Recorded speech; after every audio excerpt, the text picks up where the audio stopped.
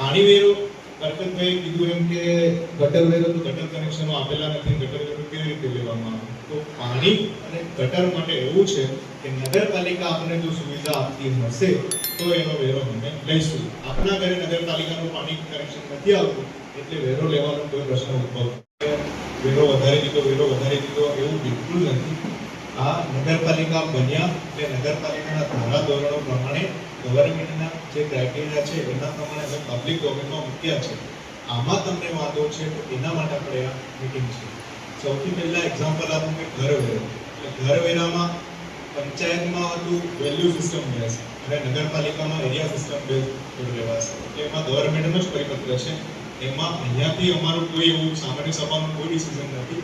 એમાં જે પરિપત્ર પ્રમાણે F1, F2, F3, F4 એમાં જે પણ હશે એ પ્રમાણે લાગુ કરવાનું થાય છે.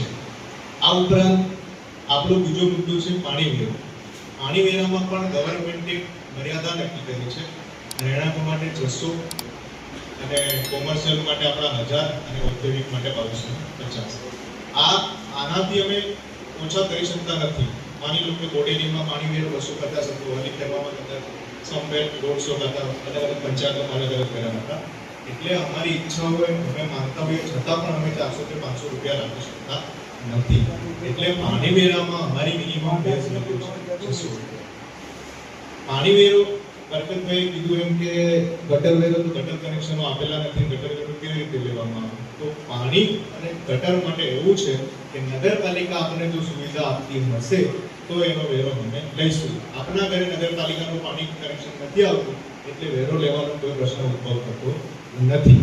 સેમ ટુ સેમ ગટર માટે પણ એવું છે કે આપણા ત્યાં નગરપાલિકાનું ગટર કનેક્શન નથી તો આપણે ત્યાં ગટર વેરો લેવામાં આવશે નહીં. આ ઉપરાંત આપણા બીજા વેરા છે સ્ટ્રીટ લાઇટ વેરો અને સફાઈ વેરો. સફાઈને લઈને ઘણા બધા લોકોએ રજૂઆત કરી.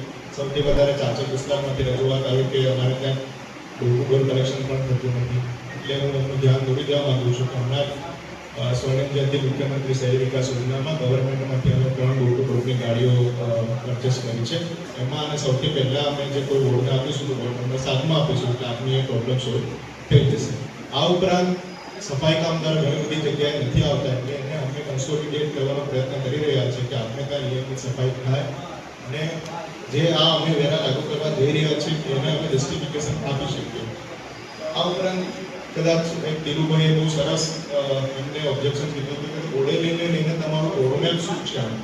તો બોડેલી જ્યારે નવી નગરપાલિકા બની તો બોડેલી વિઝનમેન્ટ કરીને એક યુનિટ થઈ હતી અને એમાં ઘણા બધા પ્રશ્નો ઉદ્ભવવામાં આવ્યા હતા કે બોડેલી જ્યારે 5 પંચાયતો, આમ તો 7 ગામ છે, 5 પંચાયતો ભેગી થઈને બન્યું તો બધા લોકોના મનમાં બહુ બધા પ્રશ્નો હતા.